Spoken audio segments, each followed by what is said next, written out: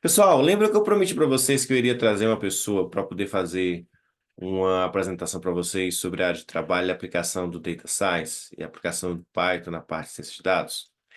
Então, a pessoa está aqui hoje, tá? Eu gostaria muito que vocês ficassem atentos, ficassem ligados na apresentação da pessoa. Tentem extrair o máximo possível do que vai ser passado. Eu acho que o conteúdo está bem interessante. E isso eu estou fazendo para incentivar as pessoas a participarem e para trazer para vocês também um conteúdo diferente, tá? Como já está finalizando o conteúdo, na segunda-feira a gente vai fazer só uma última atividade. Eu acho que vai ser legal vocês prestigiarem essa apresentação, tá? Quem vai fazer a apresentação para hoje é o Ariel, ele é o colega de vocês aqui, todo mundo já conhece, ele trabalha na área de ciência de dados. E eu achei que foi uma escolha muito sensata, muito interessante para trazer para vocês. Primeiro, porque é um colega de vocês, eu acho que é legal vocês terem essa disponibilidade, querer apresentar. Eu acho que isso faz uma diferença gigantesca. Ele se predispôs, foi super solícito, mandou mensagem para mim, mandou material, e eu achei que foi uma atitude bem legal, tá? Isso vale também para quem quiser em outras disciplinas, tá? Converse com o professor de vocês que tem essa mesma metodologia de apresentar, de trazer pessoas para falar. E é interessante que, por exemplo, eu geralmente eu dou carga horária, a gente não tem como dar ponto para você, não tem como remunerar, mas eu sei que você sempre precisa de carga horária no Barema, e vai ser legal que ele vai poder apresentar um pouco do trabalho dele e ainda ter uma hora extra aí no Barema dele, tá bom? Espero que ele esteja pronto e não tenha se assustado com a surpresa, porque eu tinha combinado de fazer semana que vem, mas acho que tá tudo tão legalzinho, tá tudo bem, muito, muito bem feito, que eu acho que vale a pena pegar ele nesse speed, nesse gás, nessa empolgação que ele tá. Tudo certo aí, Ariel? Boa noite, seja bem-vindo. Só o coração voltar pro lugar aqui, que pra mim era semana que vem, mas beleza. Não, Eu beleza, acho que pode você ser. não vai falar de coisas que são novidades para você, Ah, talvez para o tranquilo. pessoal e para mim também será novidade, mas acho que é legal pegar de surpresa assim, né? O que que você achou da ideia de apresentar agora do nada? No susto, né? Mas bora. É. Pessoal, eu gostaria que vocês ficassem aí com o Ariel. Eu vou fazer uma reaçãozinha aqui para poder dar as boas-vindas para ele, tá? E todos fiquem à vontade para poder fazer a reação que quiserem, tá? Ariel, pode ficar à vontade, pode compartilhar a tela, abrir câmera, fazer o que você quiser, tá bom? Beleza, eu vou ajeitar aqui. Deixa eu só ver se eu. Cadê? Share Recebendo os screen. aplausos dos seus colegas, tá? Deixa eu só ver como é que eu faço aqui para inverter a tela. Calma aí. Você consegue compartilhar só a tela que você vai apresentar também, tá? Se você não tiver duas Tá. telas. É. Não, que eu tô com. E Eu o Asta ajeitei a tem duas TV telas, né? aqui. Tem sim, só que hoje eu tô na TV. Deixa eu ver como é que tá a luz aqui. Deixa eu ligar o webcam aqui. Dá pra me ver aí? Deixa eu. Olha o Ariel aí, ó. Ei. Pra quem tinha curiosidade de conhecer o Ariel. Ah, tem gente que conhece já, pô. Tá até cansado da minha cara já. Deixa eu fazer o seguinte, eu vou compartilhar aqui, até jogando pro outro zoom em um e o outro no outro. Como é? Tá. Share screen, apresentação. Deixa eu ver. Foi aí? Oi, tá ótimo. Tá Todos só veem a tela do assim. Ariel, gente? Pá, tudo certo aí? Dá pra ver? O áudio tá bom também? Câmera? Tá ótimo. Ah, show. Eu Bom, vou deixar meu microfone mutado aqui, tá? Sim. Ariel, fique à vontade. tranquilo. E vamos Beleza. lá. Queria só separar minha água aqui também, porque se deixar eu falo bastante, a boca vai embora, a garganta vai embora. Mas beleza. Eu tinha preparado alguma coisa aqui, na verdade, pensei em montar um slide aqui com algumas coisas básicas sobre ciência de dados, um pouco de cada tópico ali, não vou conseguir abordar tudo também, porque não dá tempo, mas é mais a questão de tentar deixar um material para vocês também, e isso de acordo com o feedback de vocês também. Então, se tiver muito rápido, tiver muito devagar, vocês vão me falando que eu vou equalizando e posso aprofundar mais aqui algumas coisas, ou então posso pegar mais leve também, aí é com vocês. Mas algumas coisas eu passo mais corrido aqui, mas é só para poder deixar separado o material depois, vocês poderem consultar.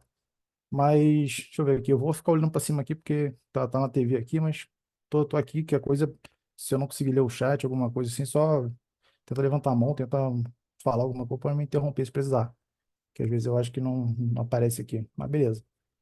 Eu Bom, vou acompanhando o chat para você, tá, Ariel? tá, Qualquer coisa eu beleza. vou sinalizar. Beleza.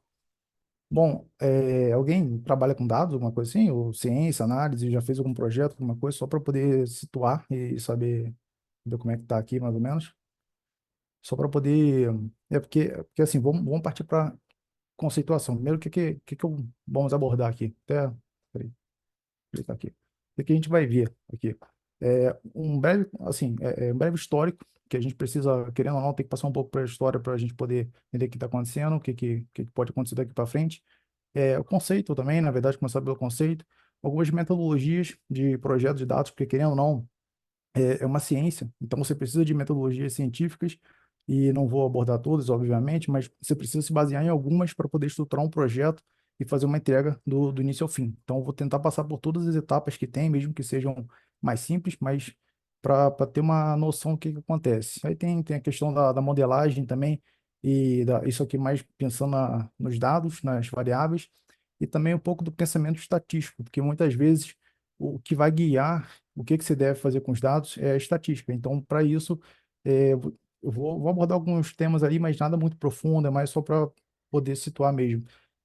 Visualização de dados, importante, pré-processamento, algumas coisas relacionadas a Feature Engineering, Machine Learning, algumas coisas também que precisa abordar, métricas e deploy, tem um exemplo prático também depois.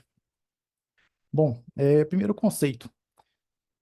Conceito, como é que funciona aqui? Isso aqui eu acho que é difícil até para as empresas aqui por onde eu passei. Cada empresa chamava de um nome, às vezes era analista de sistemas, às vezes era analista de dados, analista de inteligência, às vezes cientista também, já aconteceu, até como engenheiro já botar. Mas toda empresa precisa analisar dados, toda empresa precisa ter alguma análise, mas cada empresa tem um nível de maturidade. Para isso, tem empresa que precisa mais de uma equipe de engenharia de dados para poder fazer extração, pensar na implementação, design ou alguma coisa relacionada a essa parte mais de pipeline, de fluxo de dados, arquitetura, segurança, também tem um arquiteto de dados para isso. E sempre para poder fazer com que seja transformado, esses dados sejam transformados em algum insight valioso aí, alguma informação que as pessoas das empresas possam pegar e tomar e agir a partir disso, é dar um norte para o time comercial, time de vendas, marketing e várias outras áreas, para poder entender para onde que tem que ir e a partir disso gerar resultados, ver como é que estão os resultados. Aí tem várias métricas para poder fazer isso também. Mas aqui é uma ideia de muita interdisciplinaridade, porque não tem algo específico que diz que uma certa formação, tem até agora cientista de dados tem formação também, mas não está limitado a isso. Muitas vezes alguém pode ser formado em física e atuar com ciência de dados, muitas vezes alguém pode ser formado em pedagogia ou então outra coisa, em alguma outra área muito específica, biologia, por exemplo, e você vai usar dados para poder fazer a sua ciência funcionar, para você poder entender o que está acontecendo a partir da ciência mesmo, a partir de validação ali, aquele pensamento que chamam de pensamento data-driven, que você é um pensamento orientado a dados, não é achismo, não é forma arbitrária. E sempre tem em mente que trabalha com probabilidade, nada aqui é afirmação. Você tem uma margem de confiança para poder gerar um resultado e você vai com base nessa confiança. Então, é aumentar esse grau de confiança e você tem métodos para chegar a isso, de repente com mais coleta de dados, de repente com mais tratamento, e por aí vai. Agora, coloquei esse diagrama aqui, um diagrama de Venn só para ter uma noção, que muitas vezes se confunde com inteligência artificial, muitas vezes com machine learning. O que é exatamente? Usa machine learning, usa deep learning também, vai de forma bem profunda nisso, mas não é só isso. Tem um campo da computação, mas também tem um campo da estatística, que muitas vezes é base para modelo de machine learning. E tem um campo da área de negócio, que é o principal. Principal, na verdade, não, que é muito difícil falar principal, mas tem um equilíbrio ali, como se fosse um tripé ali mesmo, são os pilares da ciência, que você precisa entender o negócio. Você está muito próximo da área de negócio, você não vai sair manipulando dados por manipular e só. Você precisa ter um objetivo e você precisa gerar resultados para a empresa. Pensando nisso, deixa eu só beber uma água aqui também, porque se tiverem dúvida, pode ir parando aí também aqui. 2 litros logo para segurar, né? Mas beleza. Um breve histórico sobre isso. Primeiro, década de 60, década de 70 foi quando surgiu o SQL, mais ou menos, o padrão ANSI, pelo menos que a gente conhece. Então, a partir disso, a gente começou a ter ferramentas mais, um pouco mais robustas para a gente poder fazer uma extração de uma base de dados. A gente começou a manipular e pensar mais em tabelas como a gente pensa hoje em dia, em dados estruturados. E só um parênteses aqui, é, eu acho que, agora, se eu não me engano, foi a Gartner que falou sobre isso, ou alguma empresa dessas de consultoria, que 80% dos dados do mundo são não estruturados. Então, a gente trabalha, na verdade, os dados estruturados são as tabelas, formato, linhas, colunas, são 20% disso, né? Mais ou menos isso. E a gente precisa, geralmente, a gente precisa transformar em estruturados, a gente precisa dar uma estrutura para poder fazer as manipulações ali, poder fazer as explorações adequadas. E muitas vezes é um áudio, muitas vezes é um vídeo, um texto, e a gente precisa manipular, transformar em linhas ou colunas e fazer essa extração de insights a partir disso. Eu vou mostrar mais para frente como é que pode ser feito. Bom, década de 80 foi um inverno da IA, que chamam, simplesmente os investimentos pararam, aquela hype toda que a gente está passando por uma hype agora de LLM, ChatGPT e coisas nesse sentido, e já teve isso antes, muitos filmes foram lançados na época também, Exterminador do Futuro, várias outras coisas nesse sentido, as pessoas achavam que a máquina ia exterminar o mundo e por aí foi, sempre pensaram nisso. E na década de 80 também tinham muitos algoritmos, tinham muitas teorias estatísticas já, mas você não tinha poder computacional para isso. Você não conseguia armazenar muitos dados. Se você tivesse um disquete com 5 megas, isso aí começou a surgir a partir da década de 90, se não me engano, por aí mais ou menos. Você não tinha espaço para armazenar dados e você simplesmente não tinha como avançar muito. A partir da década de 90, que começou a ter mais poder computacional também, mas na verdade aqui que começaram a cunhar esse termo de ciência de dados, aqui que criaram esse termo, eu não lembro onde criaram isso, mas aqui também começou a ter acesso à internet, começou a ter uma disseminação, computadores em casas também, que antigamente eram só em institutos militares, centro de pesquisa, universidade, coisas nesse sentido. Na época da ARPANET também, década de 60 por aí. Mas isso começou a se popularizar. Então, tem muitas, quando a gente pega para estudar a arquitetura computacional também, a gente vê que começaram a colocar o Windows para você poder ter uma parte visual do que é o sistema operacional. Antigamente era só linha de comando, então não era muito amigável para pessoas que não são dessa área, assim. Agora, a partir da década, assim, dos anos 2010, mais ou menos, começou a ter tempestade perfeita, que você tinha muitos volumes de dados, você tinha petabytes, petabytes, muitos dados sendo gerados, zettabytes, se eu não me engano, e poder computacional. Começaram a surgir hardwares cada vez mais pesados e tem surgido mais ainda. Isso está até ligado com perspectiva de futuro. Então, a questão de ter placa de vídeo para poder fazer cálculos paralelos ali, você não pensar só em CPU, mas pensar em GPU, pensar em aumentar a VRAM, pensar em escalonar isso, em escalar, na verdade. E você simplesmente começou a poder usar melhor esses dados, começou a poder usar todos aqueles algoritmos na década de 40, 50, 60, começou a poder colocar isso em prática e fazer funcionar, que agora o computador ia começar a aguentar. Não para tudo, mas tá encaminhando para isso. E futuro disso também é questão de LLM, a gente já tem visto, LLM, se eu voltar aqui, ó, a parte da LLM, você pega dentro de Deep Learning, você pega a parte de pensa em NLP ali, Natural Language Process, você começa a trabalhar com textos, você vai afiando mais, você começa a chegar em LLM, Transformers, aí você vai avançando, avançando, avançando até ficar bem pequeno, vai funilando mais, até chegar no GPT, chat GPT e coisas nesse sentido, e tem as concorrentes ali também. Mas é só uma ponta desse iceberg, tem muita coisa ainda para explorar, e isso ainda está sendo muito discutido em centros de pesquisa, ainda é paper, teses de doutorado, de novos doutorados, né? Então é algo muito novo ainda. E aqui também tem a questão da computação quântica, que vai começar já tem algumas coisas, mas vai ficar, de repente, mais comum no dia a dia. Aqui já é questão de não pensar mais no computador como um binário, 0 ou 1, mas sim você começar a usar uma álgebra linear para isso, você poder permitir os dois estados ao mesmo tempo nenhum dos dois estados. É algo meio confuso ainda. Vamos ver como é que vai ficar isso, mas tá se caminhando para isso. Beleza. Metodologias. Aqui, o que acontece? Destaquei três grandes metodologias que usamos para dados aqui. A que eu mais uso aqui, e eu acho que Eu até escrevi errado, é CRISP-DM, é S antes do P, mas beleza. É o CRISP-DM que eu mais utilizo, porque aqui, como é que funciona? Primeiro, pensa no negócio, você vê o que que você quer resolver, e a partir disso você vai entender os dados que você tem, você vai ver os dados que estão disponíveis, se não tiver, você tem que buscar mais, você tem que ver onde extrair, aí você pode fazer web scraping, pode conectar uma API, conectar a outras bases e por aí vai. E aí sim você começa a trabalhar os seus dados, você começa a fazer toda a modelagem que você precisa para poder preparar bem essas variáveis, para aí sim você fazer uma previsão e a partir dessa previsão, então fazer uma análise. Aí tem tipo de análise aqui que eu vou explicar mais para frente também, mas a partir disso você consegue fazer uma previsão e aí depois você vai fazendo a avaliação, deploy e isso de forma cíclica. Então pensa o japonês fala Kaizen, né, na melhoria contínua, pensa isso sendo uma forma cíclica e você vai sempre retroalimentando esse processo.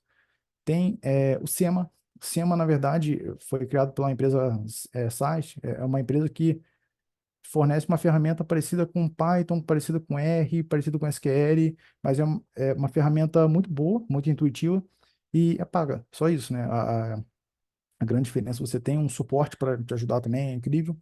Tem muitas empresas aqui que usam, pega se eu não me engano, a TIM, eu tenho certeza que usa o SAS aqui também, usa outras ferramentas também, mas tem empresas que usam isso. E eles desenvolveram a metodologia própria, o SEMA, que você pode. O SEMA é muito bom para você trabalhar com poucos dados. Você não foca tanto no entendimento de negócio, você foca mais em criar modelos. Você explorar os modelos que você tem, fazer seus testes ali, fazer suas validações, e por aí você vai começando a extrair valores em cima disso. E tem um KDD, KDD é até mais antigo. KDD aqui você faz uma descoberta de padrões em cima da base de dados que você tem. Eu não sei se alguém já ouviu falar do caso do Walmart, de fraude de cerveja, isso aí é até bem, passou bastante já, mas alguém conhece alguma coisa assim?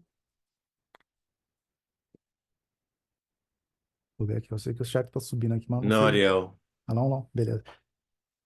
Bom, fraude de cerveja só para contextualizar aqui, que o Walmart uma vez ele viu que a base de clientes que tinham ali tinha uma certo padrão que todo dia, um determinado dia da semana, agora eu não vou saber qual é, determinado horário, quando estava tendo muita compra casada de fralda com cerveja. A partir disso, começaram a entender que estava ocasionando isso. Aí você consegue puxar esses dados pelo CPF, você consegue juntar um ID e por aí vai. Mas começaram a explorar, identificaram que clientes que estavam comprando fralda também estavam comprando cerveja. Aí começaram a pensar, aí começam a surgir hipóteses em cima disso. Aí, será que é um pai de família que está indo comprar fralda, aproveita e leva uma cerveja junto? Então, começaram a fazer essas associações, e aí qual a ação que foi tomada? Mudaram a gôndola do mercado, a prateleira, de lugar, colocaram uma do lado da outra. E as vendas subiram 400%. Foi basicamente isso. Então, quadruplicaram lá as vendas ali no caso.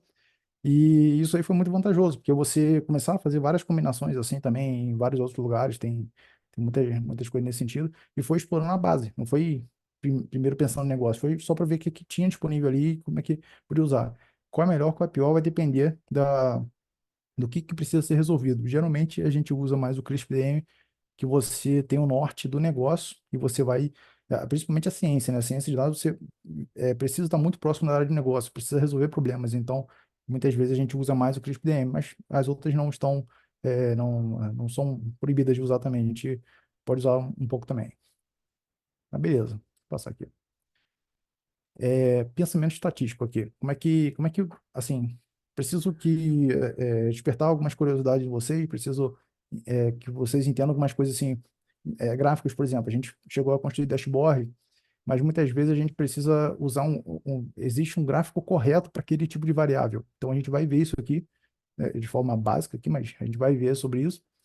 A gente vai ver alguns temas de correlação, causalidade, que medida de tendência central, tratamento de valores ausentes, como é que acontece quando a base tem algum dado faltante, o que faz com esse dado, e por aí vai.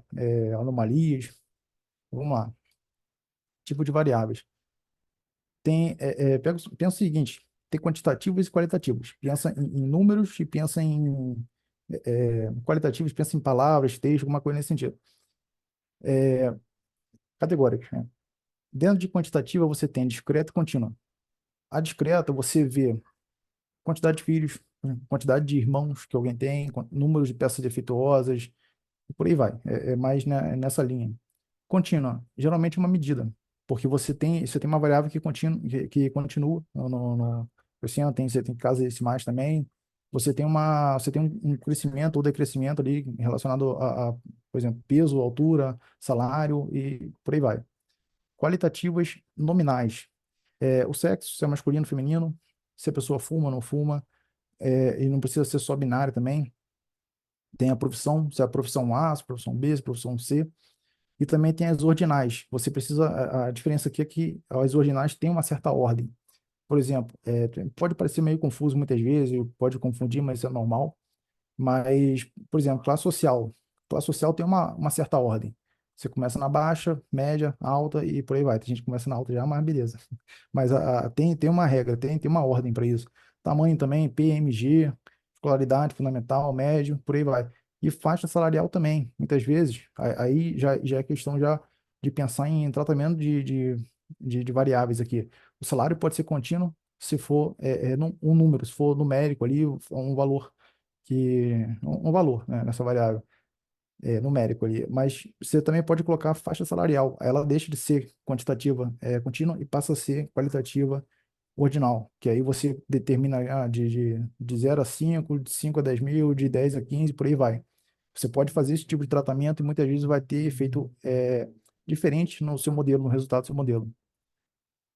Bom, quem sabe dizer a diferença de um histograma para um gráfico de barras? Se há diferença, por que muda aqui? Alguém está relacionado a variáveis, assim, mas alguém tem a noção? Vou tentar abrir o chat aqui e jogar para cá, depois a gente Segundo o não faz ideia. pessoal, é, tá vendo aí, Ariel? Tô vendo. Seria tipo um intervalo contínuo. Sim, sim. O que acontece? Vou colocar aqui. Vou passar para cá, peraí. Até coloquei aqui, até separei de onde eu peguei os lugares também. Tem um site muito bom aqui que é um catálogo aqui de DataVis, que lá você tem acesso a todos os tipos de gráficos ali, não sei se exatamente todos, mas muitos gráficos, e como implementar na ferramenta. Você pode implementar com Python, pode implementar com várias outras coisas nesse sentido. E tem explicações ali também. Aí você pode ver como é que funciona a anatomia, como é que funciona a gramática de um gráfico, entender mais a fundo também. Mas aqui, a questão do histograma é porque é uma variável que vai medir a frequência, mas vai ser a frequência de número de uma variável numérica contínua. Vai ser nesse sentido mesmo que tinha visto alguém falando aí. Mas é nesse sentido mesmo.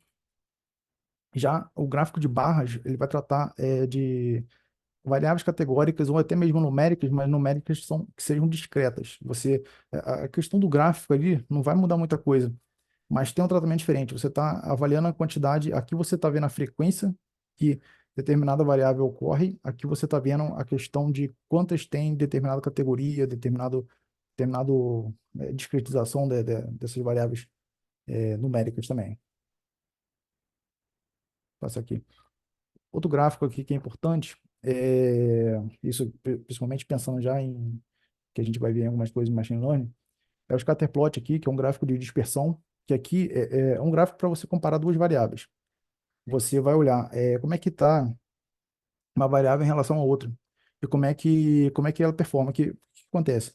A gente não tem exatamente uma ordem correta de quanto que a gente deve usar gráfico. A gente não tem que fazer toda a análise, todo o tratamento para no final usar um gráfico. A gente pode fazer a cada momento e deve, na verdade, para a gente sempre tentar entender não só com o número que aparece, mas também é, com forma visual, que ajuda muito mais. Por exemplo, correlograma e gráfico de dispersão, eles estão dizendo ali basicamente a mesma coisa. Eles estão comparando duas variáveis.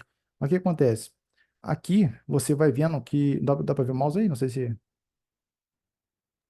não sei Assim, se beleza. Aqui você vê o seguinte, se a tendência está sendo de subindo ou descendo. O que que muda aqui? Subindo é diretamente proporcional. Descendo é inversamente proporcional. Então uma variável subiu, outra caiu, por aí vai. E uma subiu, outra vai para a mesma direção. É isso que está dizendo. E aí você começa a ver o seguinte: se é forte, é fraca, como é que funciona. Quando não há nenhuma correlação, ela fica com esse formato aqui. Quando é forte, diretamente proporcional, os dados ficam mais agrupados. Quando é um pouco mais fraca a correlação, os pontos ficam um pouco mais dispersos e por aí vai. Já o correlograma, você tem a variável comparada com ela mesma aqui, por exemplo, deixa eu ver, idade e poupança. Idade e poupança aqui está muito relacionada. Está muito relacionada assim, tá diretamente relacionada. Não é exatamente forte, que forte geralmente é acima de 0,7, alguma coisa assim. Tá moderado isso aqui. Mas, por exemplo, idade com emprego. Então, isso aqui são dados que eu peguei também de dados relacionados a empréstimo mas eu não tive acesso a toda a questão aqui da modelagem, nem conhecimento de negócio, não. Pode ser que alguma coisa que eu não saiba exatamente. Por exemplo, emprego aqui, eu não sei se é quantidade de emprego, se é bom ou ruim, mas aqui ele vai mostrando isso e, assim, as cores ajudam, os números ajudam, e isso aqui que precisa ver. Por exemplo, tem uns que estão negativos, negativo seria esse gráfico aqui inversamente proporcional. Então, é mais para poderem ter uma noção do que seria isso e poder tentar extrair algum insight a partir disso. De repente, deixa eu ver, residência com idade. Eu acredito que seja o quê? Você tem, quanto mais velho, melhor é a sua residência, ou então mais cara é a sua residência. Então, isso faz sentido, aí tem que ver o negócio. Para esse caso aqui, para esses dados aqui, isso faz sentido. Pode ser que para outro negócio não faça sentido. Isso aqui pode ajudar a você direcionar. Mas você também tem que ter cuidado para algumas coisas que muitas vezes tem alguns problemas ali que já são coisas até mais avançadas, mas pode ser que algumas variáveis estejam muito relacionadas. Isso pode dar problema de maldição de dimensionalidade, que chamam, que é quando tem problema de colinearidade, que é simplesmente mais uma variável dizendo a mesma informação. Você não precisa daquelas variáveis todas. Então, você tem que fazer um tratamento para reduzir essas dimensões todas. Senão, você torna o modelo muito complexo e por aí vai. Você tem tratamentos específicos para poder evitar isso. Mas beleza. Tem alguma dúvida, alguma coisa assim? Ou... Deixa eu ver. Coeficiente de Pearson é isso mesmo, mas tem dois coeficientes, na verdade, se não me engano, tem Pearson e tem. Sempre confundo Pearson e Spearman, alguma coisa assim. Spearman e Pearson é um desses aí. Agora eu não sei quem é quem. Para cada tipo de variável vai usar um ou outro. Pode ser que você precise usar dispersão para variáveis categóricas, pode ser de outra forma e por aí vai. Questão de. Pô, o negócio do Zoom fica bem na frente aqui, mas beleza. Questão de, assim, alguns cuidados aqui. Correlação e causalidade. Primeira coisa, correlação não implica causalidade. Só para deixar bem claro, assim, porque muitas vezes você pode achar que essa variável está subindo, a outra está subindo também, então é a causa dela. Não pode afirmar isso. Tem outro estudo que faz para poder afirmar isso. Tem também que ter alguém do negócio para poder chegar e falar, oh, não, é isso mesmo. E uma breve historinha sobre essa imagem. Pensa na Ana Maria aqui, Mariazinha. Ela viu que estava sol um dia, estava muito quente, e foi à praia ou saiu para dar uma volta e tomou sorvete. Nisso que ela tomou sorvete, ela ficou ali a tarde toda ali, ficou caminhando ou na praia mesmo, ficou o dia inteiro na praia. E tomou um sorvete também. Depois se bronzeou, ficou bronzeada. A correlação entre o bronzeamento dela e o sorvete? Sim, há correlação.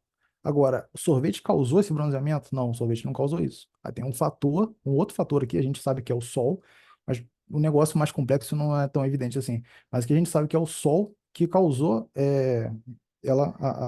causou esse bronzeamento nela. Isso aqui pode parecer muito óbvio assim, mas as pessoas confundem muito na prática e tem que ter muito cuidado com as afirmações aqui, porque estatística você não sai afirmando, você tem margem de confiança, mas nesse sentido.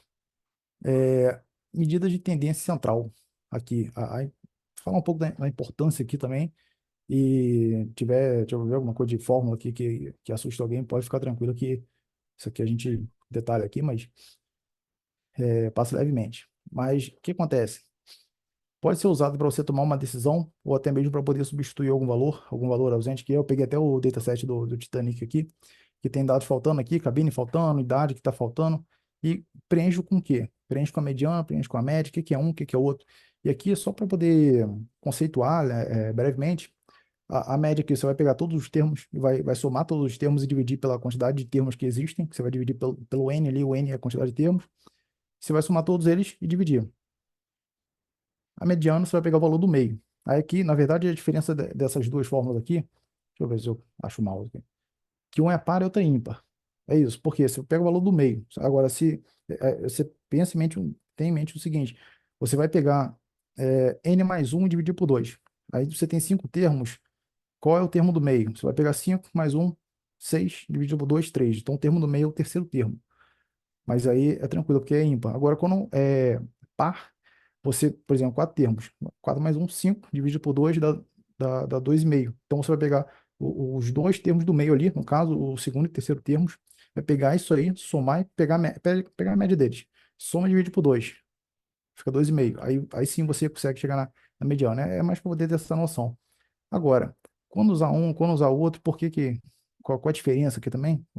Até trouxe um exemplo aqui que eu peguei, eu montei uma planilha aqui simples só para poder trazer isso para cá.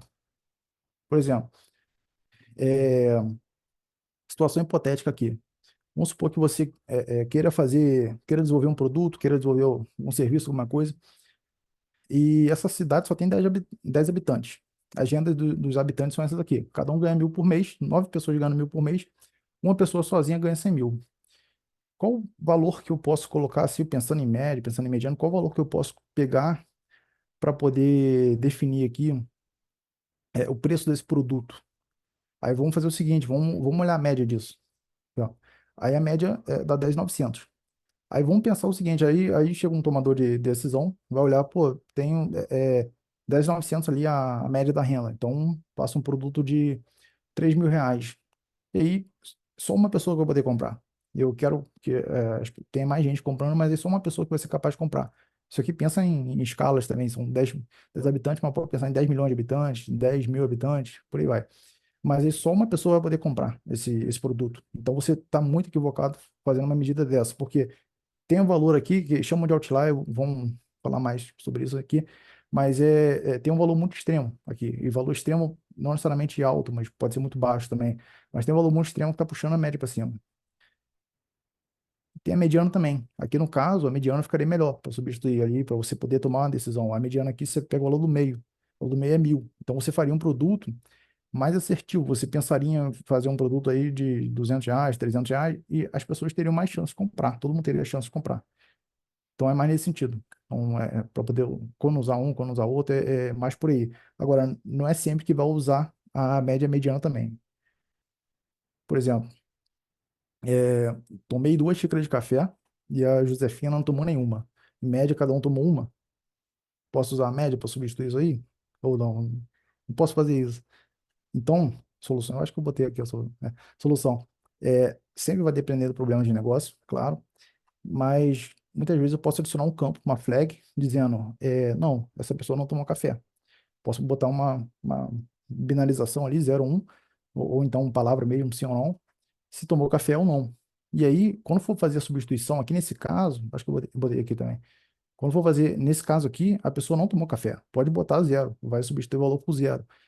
Isso vai sempre depender da questão do problema de negócio. Por isso que é muito importante entender o que você está querendo dizer, porque isso aqui, para uma situação de uma idade ausente no Titanic, eu posso fazer uma substituição pela mediana, pela média, vejo como é que está a distribuição desses dados antes, para ver se faz sentido ou não.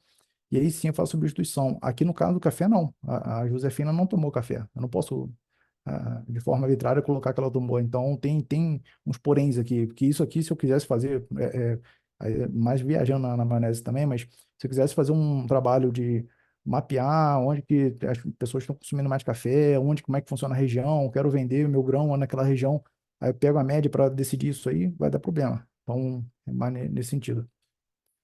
Outlier aqui, as anomalias aqui, gráficos que estão fora da. Só beber uma água aqui. Hum, se tiverem dúvidas também, pode levantar a mão, que às vezes eu não consigo ver o chat aqui também. Mas se deixar, às vezes acelero muito, às vezes não, então é com vocês aí. Outlier são valores que são anomalias, são valores que estão fora da curva, são valores que são extremos ali no caso do salário de 100 mil, uma pessoa ganha 100 mil de salário enquanto as outras ganham 1.000, é um valor extremo para aquele conjunto de dados. Então, vai depender do que você está lidando também. Agora, como é que a gente faz para identificar? Isso aqui é o box plot, outro gráfico, já estou cansado de gráfico, mas tem gráfico para tudo, praticamente.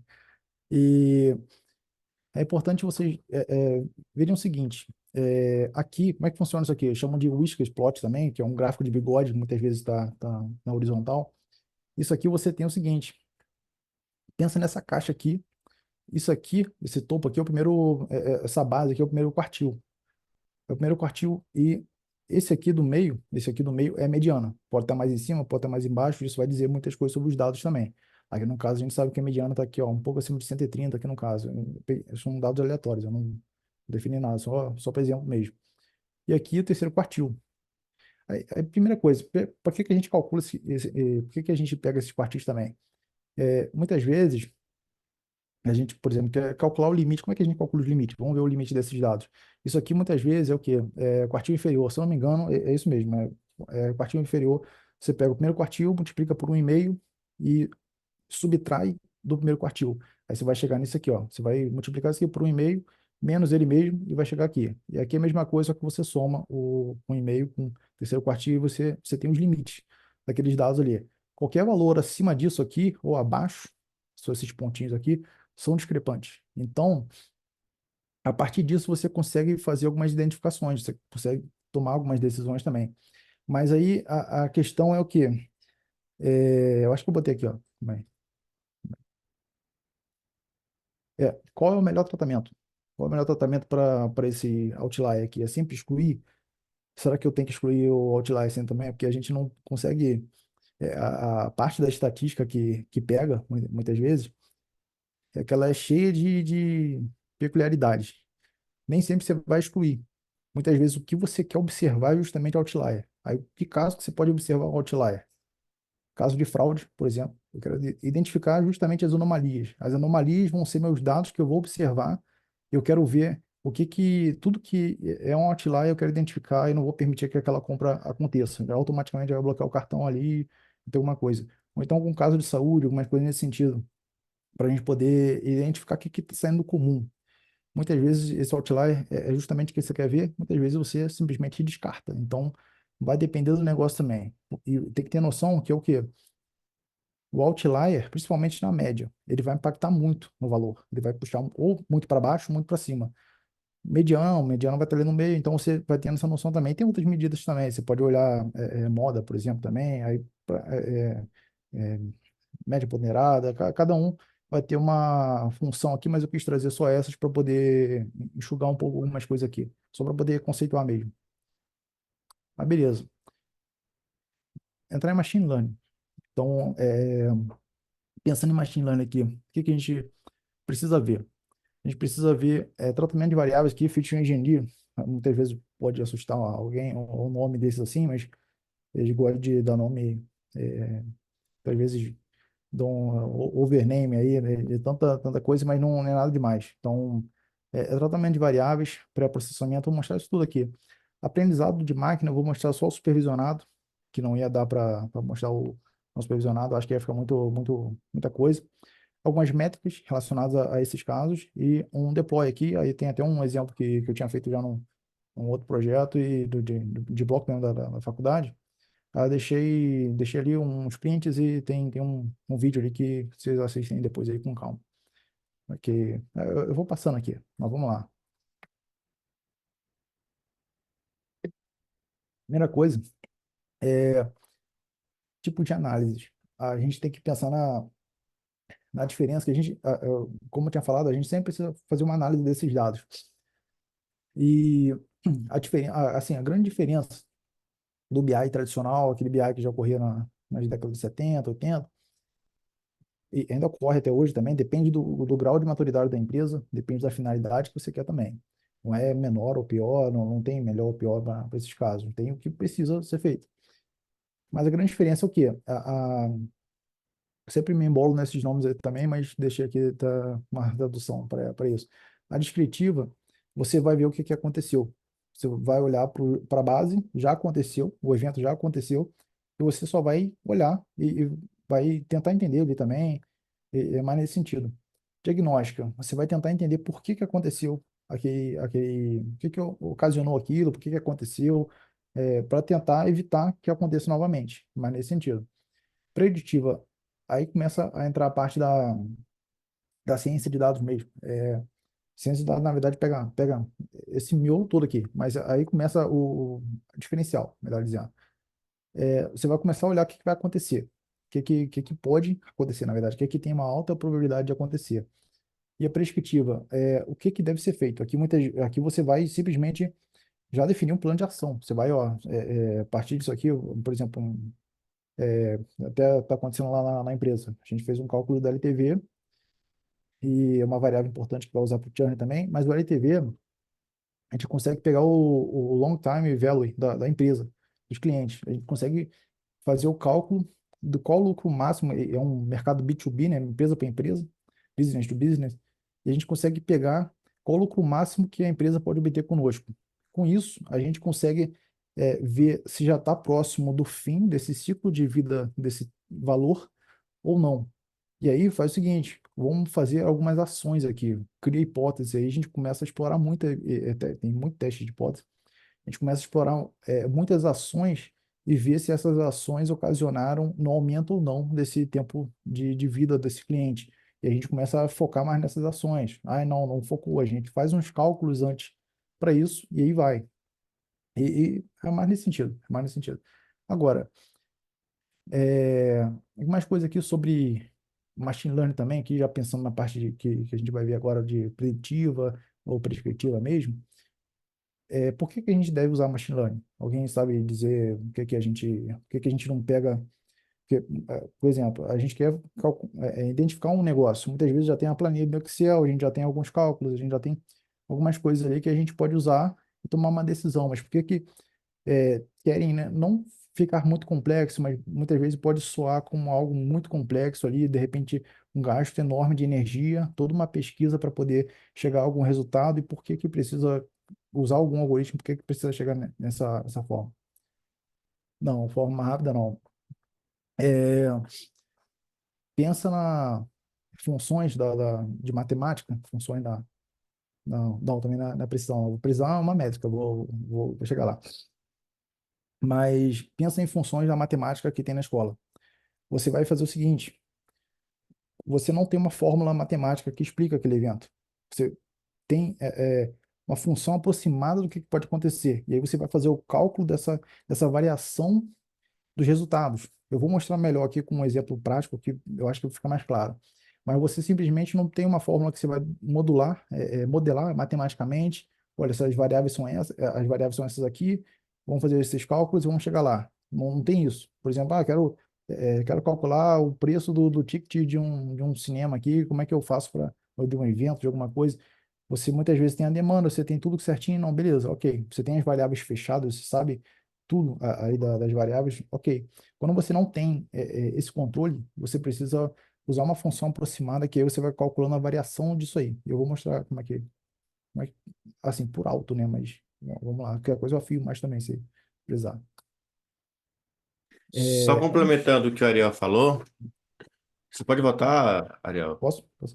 Só para interromper. Essa pergunta que ele fez é interessante. A ideia é, tem um conceito que a gente fala que uma rede neural, né, é um aproximador universal. Então você consegue aproximar praticamente qualquer função, prever qualquer comportamento a partir da análise de dados e da criação de um modelo neural. Isso. Exatamente. E eu vou mostrar aqui visualmente, como é que pode chegar a isso também.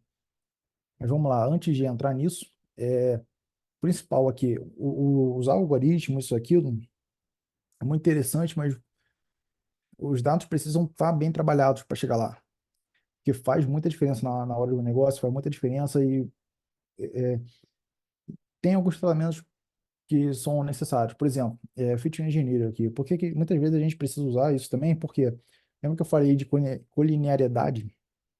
Muitas vezes você vai ver que as variáveis estão muito. Quando você vai olhar uma correlação, elas estão muito correlacionadas e isso pode causar alguns problemas ali que você vai achar que essas variáveis têm um peso maior, quando na verdade não tem. Então, dependendo do que você quer fazer para o negócio, pode ser uma variação muito sutil que causa impacto desastroso. Para evitar isso, muitas vezes, e também muitas vezes você quer reduzir dimensões. Então, eu não cheguei a colocar nada aqui, por exemplo, sobre PCA, mas posso falar levemente aqui o que é o seguinte, principal component de análise, né, você vai pegar o seguinte, a matemática que ocorre por trás disso é até algo meio complexo assim para mostrar, mas é tipo, pensa em exemplo de carro, alguém quer fazer uma avaliação de um carro, aí o carro tem janela, tem para-brisa, tem teto solar, tem farol, lanterna, isso, aquilo, e muitas vezes, no lugar de você usar janela com para-brisa, com teto solar, você pode usar vidro, uma variável que vai representar bem todas essas variáveis que, na verdade, é um componente, o componente principal dessas variáveis. E farol de milha, neblina, né, qualquer farol que tiver, você pode usar farol, e que vai ser um componente farol. Você não vai descartar, excluir variável nem nada, você vai pegar os principais componentes. Aí você precisa entrar em cálculos de alto valores, alto vetores, matriz, você faz inversa da matriz, por aí vai. Mas você vai fazer o seguinte, tem variáveis, A, B, C, D, por aí vai. Aí vamos supor que a B e a C estão muito próximas da A. Então a vai pegar os principais componentes dessas, juntar com a A. A, a, a D, E e F estão muito parecidas, aí vai juntar tudo com a D. E por aí vai. Aí quando vai ver, você transforma 50 colunas, 50 dimensões de modelo, cada uma é uma dimensão, em 5 dimensões, por exemplo. Isso fica muito mais simples para fazer cálculos computacionais aqui também. Mas beleza. O projeto médico, o machine learning fazer análise de imagem de pulmões de pessoas identificar. Sim. Não, então, você tem aí já a questão até da visão que a gente tem, que isso aqui está dentro de inteligência artificial também. Machine learning é um subcampo. A inteligência artificial é uma ferramenta que vai ajudar os profissionais a tomarem decisões mais rápidas, mais assertivas também, e vai chegar nesse ponto. Mas não é só pela velocidade, mas ajuda sim, tá relacionado a isso também. Mas vamos lá. Isso aqui eu peguei, montei aqui no Excel mesmo, só para poder mostrar um exemplo do que seria. Aqui a gente tem idade, tem peso, altura e diagnóstico. Como é que eu faço uma engenharia de atributos com isso? O que eu fiz aqui? No lugar de peso e altura, IMC. Idade, transformei aqui lembra da qualitativa, ordinal, tudo. Coloquei aqui as faixas, faixa etária, porque no lugar, de repente, de trabalhar com várias idades ali, pipocadas ali, 40 anos, 41, 42, 43, pego faixa. A cada um vai dar na mesma faixa. Que aí, quando for trabalhar as categorias, eu vou ter 5, 6, 7 categorias e vai ficar muito mais simples o meu modelo. E com IMC, consigo chegar também se é obeso ou não. Então, tirei duas variáveis viraram uma, mudei um tipo de variável, acrescentei mais uma e por aí vai. Muitas vezes você pode acrescentar, de repente você está acrescentando mais 5 variáveis ali que não tinha, e você só vai fazendo isso aí, você não está inventando nada, só vai fazendo isso aí com coisas que fazem sentido, mas você vai transformando. E também tem uma leve diferença aqui do pré-processamento para esse feature engineer. O pré-processamento seria isso aqui. Seria você pegar a faixa etária que você colocou, que acontece? O computador entende números. Então, no lugar de faixa 40, 49, número um, por aí vai, número 2, número 3. IMC, você pode deixar mesmo como de forma contínua, não tem problema. Aí, algumas, alguns algoritmos, você vai precisar normalizar isso, colocar na mesma escala, então, de todo um tratamento. Não vou chegar a tantos detalhes assim, mas se quiser a gente vai aprofundar. Obesidade, sim ou não, botar 0,1 aqui, ligado, desligado, diagnóstico, 0,1, e por aí vai. Por quê? Porque o algoritmo, ele entende números, ele não entende palavras. Então, eu já tenho que começar a pensar nesse tratamento, esse tratamento todo ocorre para que o algoritmo receba isso já com os números e faça os cálculos. Se eu colocar a palavra, ele vai dar erro. Vai falar que não faz ideia do que você está falando, tipo isso. Vai começar a estourar um erro atrás do outro que ele não vai conseguir calcular bem. Outro exemplo de pré-processamento, questão de on-hot encoding, que muitas vezes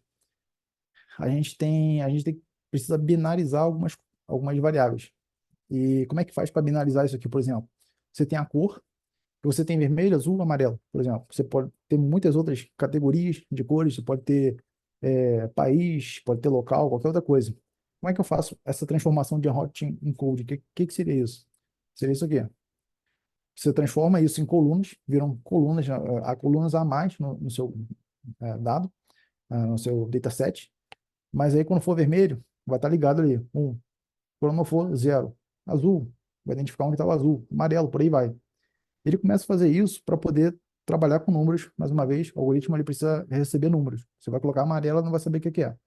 Vai colocar ele vai saber que aquilo lá é amarelo, na coluna amarelo. Vai saber que está ligado. Ele nem vai ler, ele só vai ver que ali está ligado, ali não está. Mais ou menos isso. Isso aqui, na verdade, é, muitas vezes está ligado ali, desligado. Algumas vezes a gente define se vai ser 0 ou 1, a gente faz substituição, mas por convenção a gente costuma tratar dessa forma também, só para poder não confundir a- as pessoas. Mas vamos lá. Aprendizado supervisionado. Eu peguei aqui o exemplo do Titanic também, que a gente está vendo na outra disciplina. Aproveitei e trouxe para cá para poder ver a probabilidade disso. Como é que funciona, por exemplo? Um algoritmo, eu acho que o mais simples que tem, um dos mais simples. Árvore de decisão. Ou então você pode pensar que seria uma decision tree. Ou você pode pensar já falam muito em ensemble. Ensemble já é combinação de algoritmos, ou aqui no caso, o Random Forest seria uma combinação de várias árvores.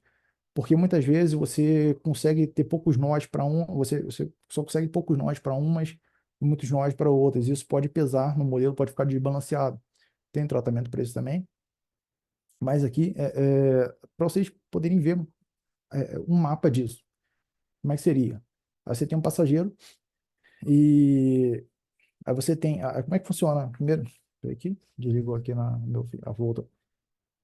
Primeira coisa, questão de treinamento de dados, vou falar um pouco sobre isso.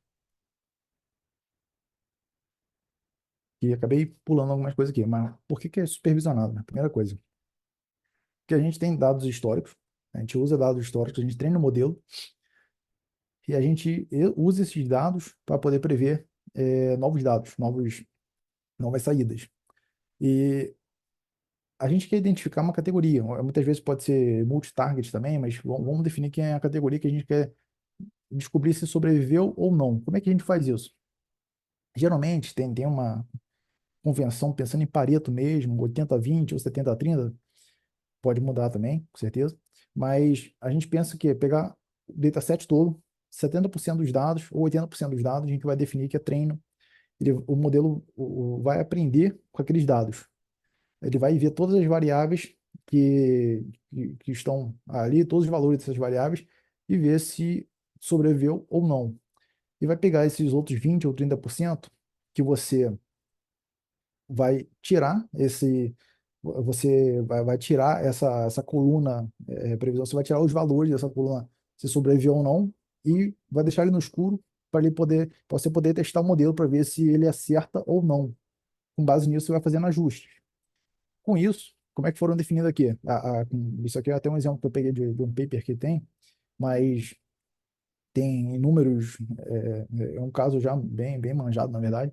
Então, tem inúmeros resultados que você pode encontrar pela internet, e tem caso da planta íris também, tem várias outras coisas. Mas aqui, como é que ficaria o mapa de decisões? Você vê se é homem ou mulher, aí você tem o percentual de sobrevivência. Isso aqui é o percentual de sobrevivência. 74% mulher, 18, quase 19 para homem. Aí você vê qual classe pertence, e assim a probabilidade vai mudando. Se o homem está na classe 1, a probabilidade já é maior. Se é jovem, classe 1, vai aumentando. Agora, classe 2, classe 3, cada um vai ter uma probabilidade. Mesma coisa mulher. Se é da classe 1, vai ser diferente da classe 2, 3, por aí vai. Se é jovem, se é adulto. E assim vai. Assim são os nós. Cada um desses aqui são variáveis que vão estar lá. A coluna, as colunas, a cabine, a classe da pessoa, de repente, quando pagou no ticket, cada uma dessas aí pode ser uma variável que é independente, é uma variável que a gente chama, pensa no X, na abscissa do gráfico, para poder prever o Y, para poder prever a ordenada aqui, que é o seu alvo ali. É uma variável, esse Y é dependente, ela depende dessas outras variáveis que estão na observação. É mais ou menos isso. Agora, é, tá claro isso? Não sei se ficou claro, né? Peraí aqui, voltei. Vi que o chat está evitar overfitting. Tá, overfit tem várias técnicas, na verdade. Você pode treinar com validação cruzada, porque como é que você faz? Aqui você treinou o modelo, rodou uma vez e você vai ter as métricas ali para avaliar. Muitas vezes você pode usar Scaffold, por exemplo, ou Cross Validation. Você vai pegar um grupo de controle, você vai separar ali, por exemplo, você tem vários grupos ali, aí um grupo ele não vai enxergar. Ele não vai ser usado para teste. Ele vai treinar com os outros para poder prever esse grupo um. Aí depois ele vai colocar o um para treino também, tentar aprender e vai tentar prever o 2 e por aí vai. Você vai randomizando, no final você pega uma média, você pode pegar o lower bound também, que é o limite inferior ali, que você vai saber que é pelo menos aquela métrica ali. Mas você tem várias outras técnicas que o overfitting e underfitting, ele muitas vezes estão ligados não exatamente são isso, mas estão ligados a viés e variância do modelo. Viés, você pensa o seguinte, primeiro, variância. Variância, você tem um alvo e você está muito disperso. Você está muito disperso. Viés, você está longe do alvo. Você pode ter uma variância baixa com viés alto, aí você vai estar totalmente fora do alvo, mas vai estar tudo certinho. Você pode ter um viés baixo, que é o que a gente busca sempre viés baixo, variância baixa, que aí você vai estar bem no alvo mesmo. E por aí vai. Tem até gráficos aqui, acabei não colocando porque eu achei que ia ficar muita coisa.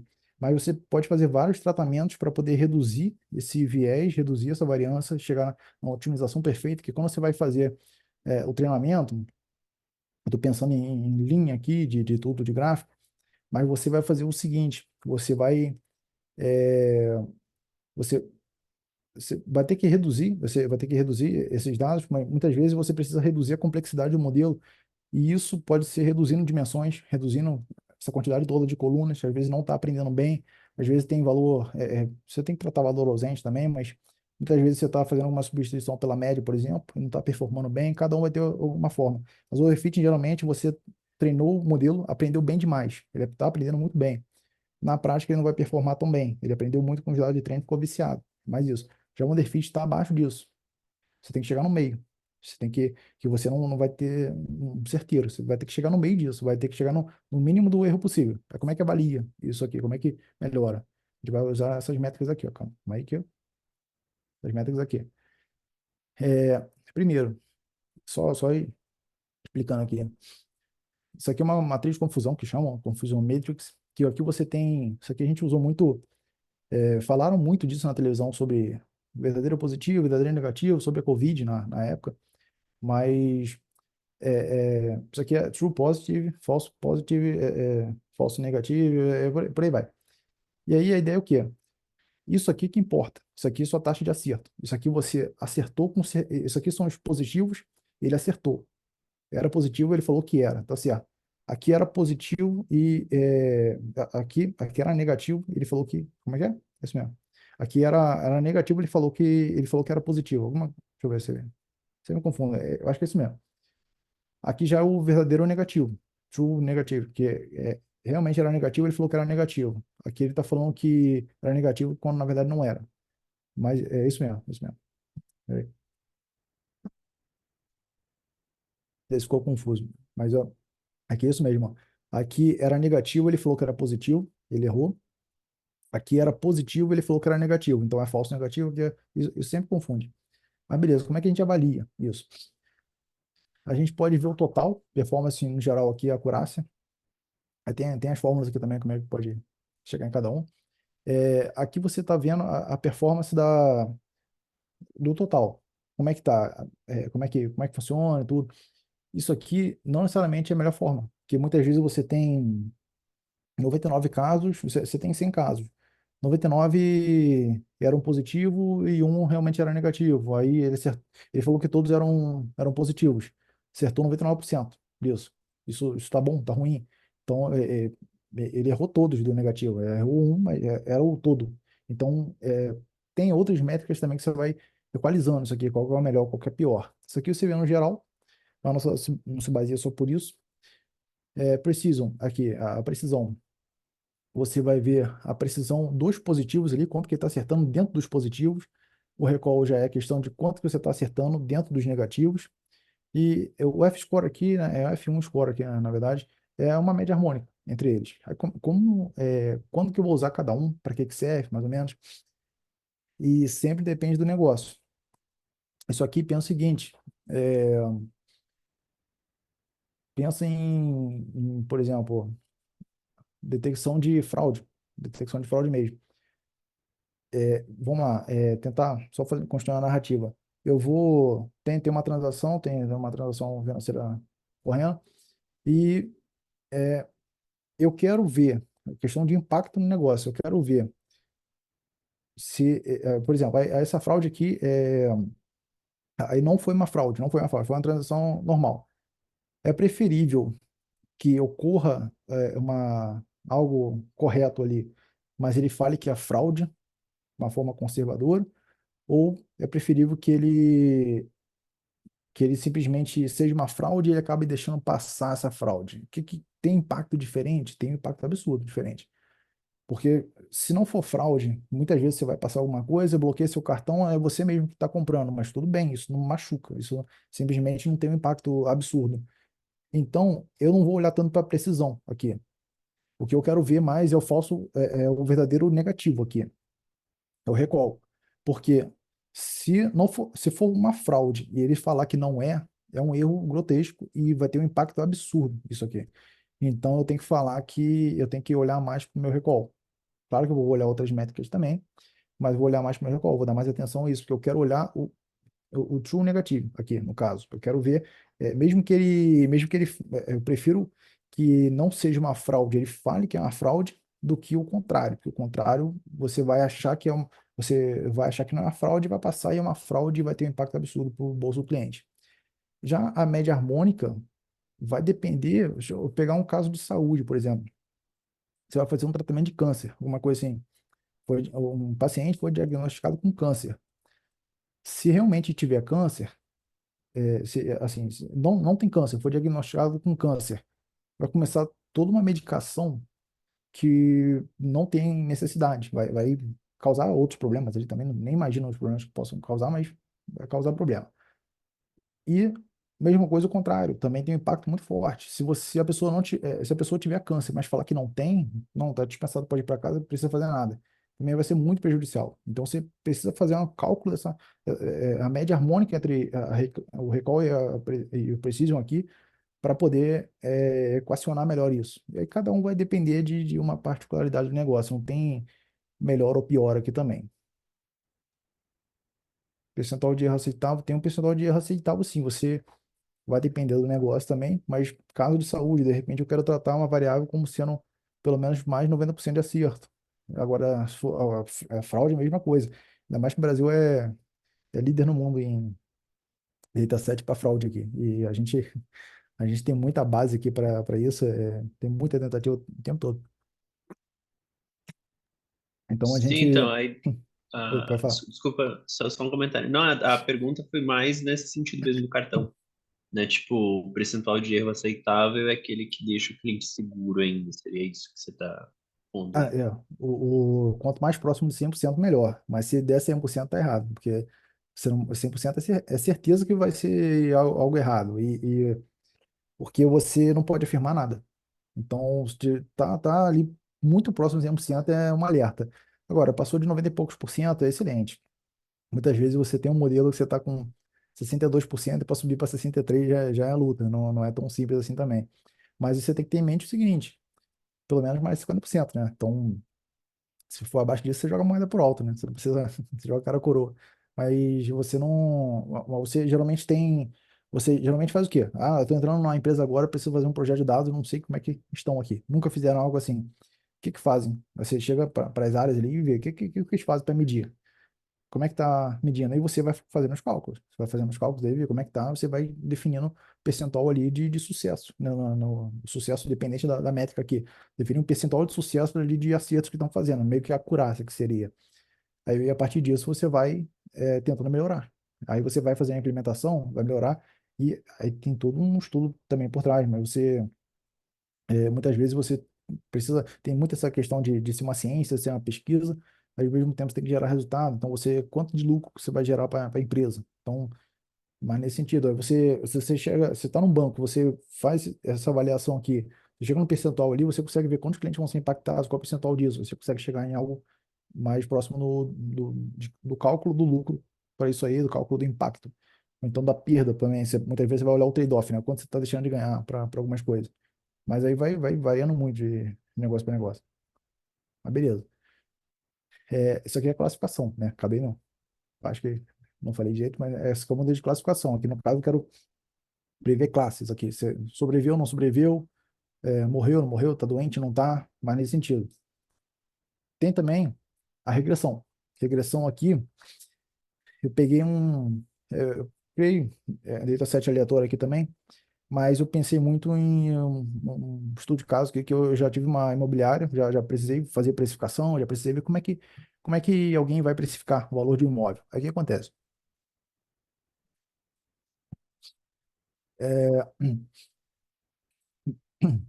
eu tenho a minha variável X ali, a minha variável independente, que está na abscissa ali do eixo ali. Eu acho que eu cheguei a botar um gráfico que vai ficar melhor a visualização, ou não, né, também, não sei.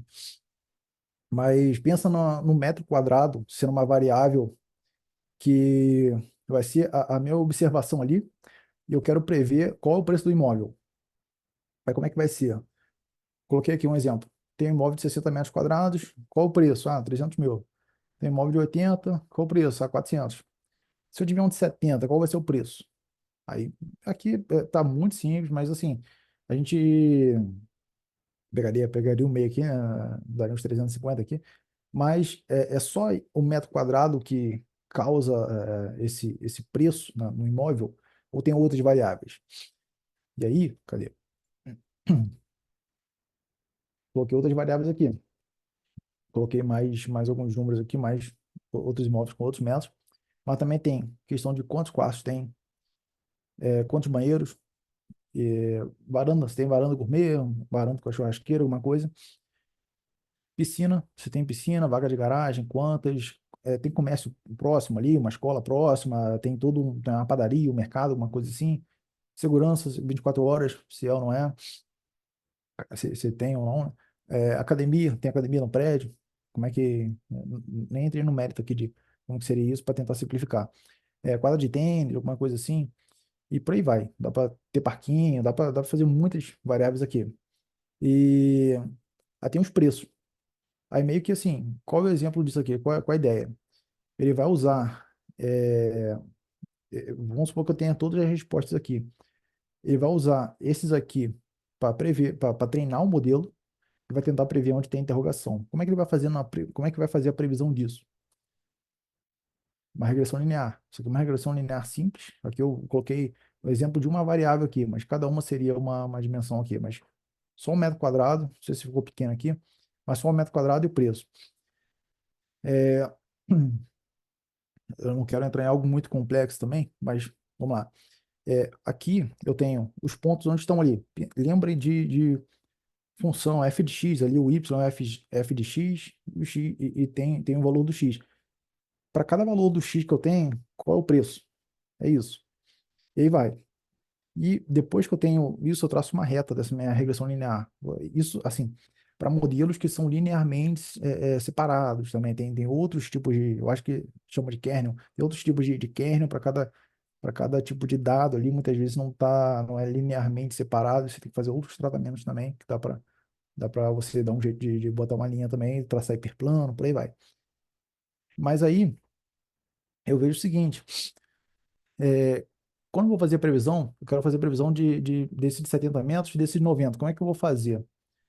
Ele treinou o modelo, treinei o modelo, vamos supor que eu rodei aqui, depois eu vou mostrar como é que é uma fórmula aqui, só para vocês terem uma noção. Mas eu quero rodar o modelo, quero ver como é que vai ficar isso. E ele vai gerar alguns pontos aqui, vai gerar ponto em algum lugar do gráfico. Ó, o de 70 metros aqui, ele vai gerar em algum canto, aqui está o 70. Ele vai gerar ou para baixo ou para cima dessa reta, e o de 90 metros, mesma coisa, ou para baixo ou para cima. Como é que eu vou calcular se está bom ou está ruim? Eu vou pegar meus dados que eu tenho os meus dados que eu separei ali para fazer a validação disso, e vou calcular a distância. Vou simplesmente pegar meu Y chapéu ali, meu Y previsto, e extrair e retirar o meu Y real. Eu vou ver a diferença do real para o previsto. Vai ser isso. Então ele previu aqui que era, não sei, 600, mas na verdade era 550. Qual a diferença? 50 de erro aqui. Ou então ele previu que era a- abaixo disso, abaixo da linha, abaixo do valor real. Aí fica negativo também da diferença, mas é mais poder ter essa noção de, de como é que é essa distância. Só que o que acontece? Eu estou pensando em pontos no gráfico. Vamos supor que eu coloque um ponto aqui que isso aqui é, vamos fingir aqui que eu acabei não, eu fiz isso aqui meio que no corrida, nem acabei não organizando muito. Mas vamos supor que isso aqui seja o real. Na hora que eu passei para o meu modelo treinar, ele treinou aqui, ele botou que o valor era mais para cá. Ele botou aqui, ou então fez aqui, botou o pontinho para cá.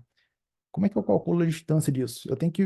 Aí eu vou fazer o seguinte: como é que eu vou calcular a distância de um ponto para o outro?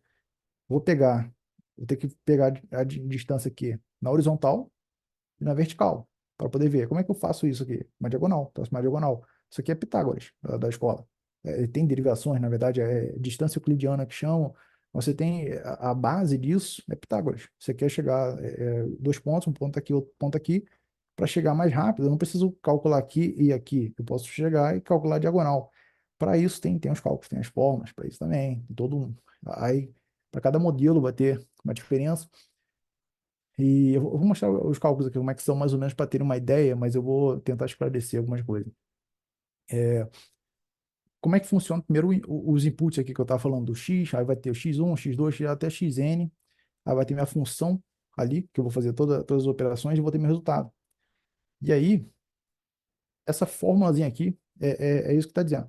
Eu tenho o meu valor que eu quero prever, aqui eu tenho minha constante aqui, tenho o meu intercepto, aqui eu tenho o meu coeficiente angular, que eu vou ter o coeficiente angular daquele eixo aí, e tem o x, tem o somatório de vários x ali também, na verdade. Intercepto. Não, percepto não, percepto é rede neural. É outra coisa. Intercepto, pode chamar de constante, pode chamar de... Tem vários outros nomes, na verdade. E aqui é um erro também, que aqui eu quero ver muitas vezes, o meu modelo está melhorando, está piorando, como é que está fazendo esse cálculo. Por quê? Vou mostrar aqui, ó, onde, aqui, ó, a diferença do y, a previsão para o valor real e a tradução para isso também. É um erro aleatório, mas aqui, ó, intercepto. Tá aqui, intercepto populacional. Pode chamar de outros nomes também. Isso aqui, se for com inclinação populacional, pode ser coeficiente angular também, é o que vai fazer a variação do meu ângulo para isso. E aqui minha variável independente. Posso ter x1 até xn ali, vai depender. O meu i aqui vai ser o meu número de termos aqui que eu posso ter também. Mas a ideia é o quê?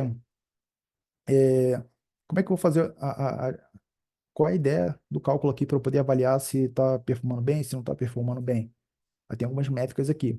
Isso aqui, pensa em Pitágoras, tenta simplificar, pensa na distância euclidiana, que seria o quê? Eu falei ali, o valor era 600, falou que era 550. O valor era 550, ele falou que era 500. E nisso aí eu vou vendo a diferença, vou fazendo isso para cada valor que aparece ali, para cada x que vai aparecendo, eu vou vendo as diferenças, vou vendo essas diferenças todas, e aí eu preciso saber como é que está performando em relação ao todo, como é que essas variáveis estão performando em geral. E aí eu vou pegar o somatório dessas variáveis, que tem o exão aqui de somatório, que tem vários tipos de erros aqui que você pode avaliar. Aí, pensando mais simples assim, que dá uma diferença em algumas coisas, mas às vezes é pouca diferença, mas pensa no erro quadrático métrico, que, por exemplo, o RMSE, agora nem lembro a tradução, mas é o erro quadrático médio, que aí faz tudo isso, só que também suaviza esses valores elevando ao quadrado. Por quê? Que muitas vezes pode ter um valor que anula o outro. Então, 1 com menos 1, por exemplo. Qual a distância de menos 1 para 1? Você vai subir uma casinha, vai chegar a 0. Vai subir mais uma, vai chegar a 1. Você tem, a distância é 2. Mas se for fazer 1 menos 1, vai dar 0. Aí não tem distância? Era 1, ele falou que era menos 1. Não tem distância nenhuma. Tem a distância é 2. Como é que faz isso? 1 ao quadrado dá 1, menos 1 ao quadrado vai ficar positivo, dá 1 também. 1 mais 1, 2. Então aí consegue calcular 2. Mas para poder ajustar essas formas, ele meio que modulariza os números.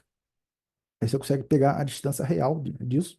E aí você vai fazer o cálculo para todas as variáveis e você vai ter depois o somatório disso, vai pegar a média, vai pegar. Aí você vai vendo o que, que pode ser melhor para cada situação. E a partir disso, você vai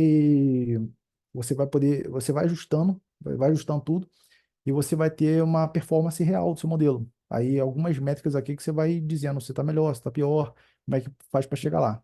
É mais nesse sentido. Então, ficou claro aqui? Tem alguma dúvida aqui? Não, eu sei que pode parecer, tem coisa que pode parecer mais, meio confusa, mas aqui, deixa eu só voltar aqui. Mas a ideia é pegar várias variáveis, treinar um modelo e definir ali qual vai ser o preço. Se ele vai fazer a previsão, ele vai traçar uma regressão ali, vai trazer essa reta para poder chegar e atingir isso. E aí, eu tenho que fazer de tudo para poder minimizar essa distância. E aí tem vários tratamentos para isso também. E aí, nisso que eu minimizo a distância, eu vou ter o valor. E vai ter um valor, uma determinada margem de confiança para poder assumir que aquele valor é esse mesmo. E assim eu consigo fazer a precificação de um imóvel, por exemplo. Vou passar aqui. E aqui, já para finalizar, aqui é só para mostrar qual é o nosso papel aqui como engenheiro de software, como é que relaciona com a ciência de dados também. E aqui eu peguei de um modelo que eu já tinha feito num projeto de bloco desse, para só pra mostrar assim, não tenho o modelo todo aqui, mas só para mostrar como é que eu tinha feito aqui, o tratamento com exemplos aqui no Jupyter, mas no final, treinei, rodei aqui, fiz todas as avaliações, e exportei aqui, formato Pickle, para serializar meu arquivo, e simplesmente isso aqui vai ser o meu modelo, isso aqui é meu modelo treinado. E aí eu passei outras variáveis aqui, no caso, isso aqui é um modelo de turnover, para decidir se isso aqui, na verdade, turnover serve para você poder prever se uma pessoa vai sair da empresa ou não. Eu usei isso para poder filtrar a questão do recrutamento, assim, recrutamento e seleção de uma empresa, que parecido com o Gupi faz também, mas de forma bem mais simples também. Mas você passa os seus valores aqui, e aí você tem um modelo treinado, você tem um novo dataset, você vai lá e roda o seu modelo, e você vê isso. Você pode também ver o Predict Proba, um método aqui para você poder ver também a probabilidade de ocorrência de cada uma das classes. Qual a probabilidade de cair numa classe de contratar ou não contratar? Também tem isso. Por aí vai. É, e aqui também como é que seria isso para botar em produção. Ficou até escuro aqui na tela. Uma API com Flask mesmo. Testei aqui também, mas no caso, eu cheguei a fazer isso aqui em React, eu coloquei um front-end, coloquei um cardzinho ali, coloquei na verdade, um formuláriozinho simples, mas para poder mostrar aqui que isso aqui fica local mesmo na minha máquina aqui, mas só para teste. Mas aí depois, eu até separei aqui, um vídeo, que aí depois vocês podem olhar no YouTube também, eu vou deixar o material, mas é um vídeo de 5 minutos, se eu não me engano, que eu explico só a questão do contexto disso, como é que eu boto em produção, como é que eu rodo ali em produção assim, local, né? Mas só para poder ver todas essas etapas ali, eu não cheguei a mostrar tratamento de dados nem nada, que o foco não foi esse na matéria. Foi só para poder pegar e botar o modelo ali rodando, como é que funciona na prática, porque depois, na verdade, não precisa ser uma API. Pode ser um dashboard, pode ser uma planilha, pode ser alguma coisa assim, mas tem que ser gerada para tomar alguma decisão. Aqui no caso, esse modelo é um modelo que eu peguei dados são reais, mas de uma empresa real que é mesmo no Brasil, mas eu tentei simplificar, não fiz um tratamento muito a fundo, mas foi para poder decidir, contrata essa pessoa ou não contrata, com base nas características que estavam ali, com base na distância para o trabalho, presencial isso também, né? Mas com base na distância para o trabalho, com base em várias outras características ali, quanto tempo tem de experiência, qual foi qual o salário atual ou o último salário, por aí vai, estado civil, qual área que você quer, e aí a probabilidade vai variando de acordo com essas características que você vai passando, né, as features do seu modelo. E é isso. Então, se tiverem dúvida aí alguma coisa, finalizei aqui. Não sei nem quanto tempo eu levei aqui, mas eu acho que tá na 10 horas aqui já. Just in time, Ariel, just in Tá, time. show, show. Fechar Pessoal, aqui. alguma Valeu pergunta demais. para o Ariel? Deixa eu botar uma luz aqui. Eu, no caso, não consegui assistir completo, mas realmente tudo que consegui assistir, consegui entender também. Muito legal, viu? Parabéns, Show, Ariel. obrigado. Qualquer coisa, se tiver dúvida, pode chamar também, depois eu tento mandar o slide aí, vejo como é que eu faço. Porque, na verdade, eu tentei botar muitos tópicos ali, que pode parecer meio repetitivo, mas às vezes para vocês poderem acessar e afiarem mais ainda. Isso Ô, aí é só Ariel, o início também, né? Tem mais coisa. você Seria consegue ótimo. compartilhar isso aí no Drive, no link pro Drive? Acho que é mais fácil, né? Consigo sim. Compartilha ele com um documento lá no seu Drive e manda o Ah, link pro pessoal com acesso para leitura. Acho que fica mais fácil. tá, beleza. Vou mandar aqui. Mas aí eu mando o link do Drive onde aqui na. Aí vocês têm o grupo, você pode mandar na página do Teams, que acho que todo mundo já tem o contato, Ah, ou beleza. se vocês tiverem algum no grupo de WhatsApp, fica como vocês acharem mais práticos, tá? Mas pode mandar no Teams lá, aquele naquele grupo que todo mundo tem acesso. É legal porque também divulga para outras turmas, tá? No grupo da turma, Ah, acho que fica show. legal. Beleza. E qualquer dúvida também, pode acionar aí, porque na verdade isso aqui é só para tentar dar uma luz.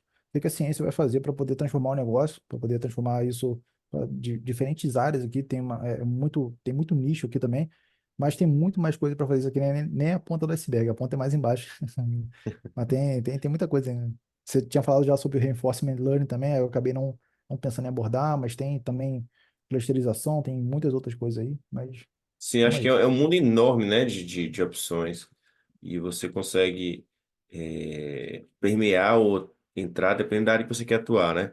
Existe uma disciplina que, só para vocês terem conhecimento, né, que chama Data Mine.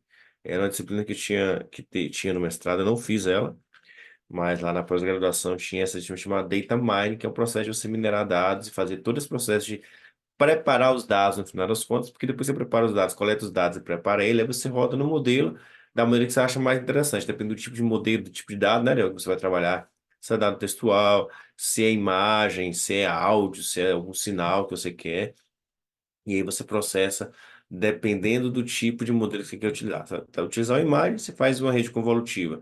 Se você vai utilizar um dado textual, você faz um perceptron ali que é suficiente para poder classificar o que você precisa. Se você vai processar a linguagem natural, você faz uma rede. Refresca aí? Uma rede. A gente pediu o nome. Tem muito tipo de rede. Eu posso usar a rede Exato. neural até Ela, para séries temporais também. exato. E para trabalhar com séries temporais. Então a ideia é essa, tá, gente? Olha, eu quero agradecer muito a Ariel, uma excelente apresentação, um domínio incrível do que está falando. A gente percebe quando a pessoa sabe do que está falando, quando ela Obrigado, pega de professor. surpresa, que eu falei isso com ele na segunda-feira. Ele mandou e-mail para mim, hoje ele mandou, professor, tá pronto. Falei, então bora apresentar. E aí peguei de surpresa e o cara já estava ali de bate-pronto, né? Acho que isso demonstra muita qualidade profissional que ele tem e como ele é um cara que domina muito bem o assunto em que ele se propôs a trabalhar. Parabéns mais uma vez. Foi uma honra muito grande ter você como meu aluno. Acho que eu aprendi muito com as coisas que você compartilhou com a gente. E esse aí que é interessante, esse processo de troca de conhecimento que faz toda a diferença de estar numa sala de aula quem está aqui ao vivo, tá, gente? Acho que faz muita diferença ter esse momento, tá? Então eu quero mais uma vez parabenizar, agradecer a todo mundo que esteve aqui, ao pessoal que vai ver esta aula de maneira Obrigado aí, pessoal. assíncrona, né? Manda os parabéns para o Ariel aí, quem quiser depois conversar com ele. Eu acho que é bem interessante vocês ficarem mais próximos. Pessoal que vai estar de maneira assíncrona, assistam com tranquilidade. Espero que vocês tenham gostado da apresentação, tá? E não vai cair na prova os assuntos que a Ariel passou, para vocês não ficarem preocupados, tá? É para conhecimento, para difundir o conhecimento, que eu acho que isso faz diferença muito grande. Gente, muito obrigado por todos terem ficado aqui até agora. Já são mais de 10 horas. E na segunda-feira a gente já vai apresentar o TP para vocês e já vai estar liberado o acesso. O amanhã mesmo deve ter subido já para vocês, tá? E aí fica todo mundo sossegado. Uma excelente noite para todos vocês. Fiquem bem, um excelente final de semana e a gente se vê na segunda-feira, gente. Um grande abraço e até lá. Tchau, pessoal. Boa Boa noite. noite. Obrigado aí. Boa noite.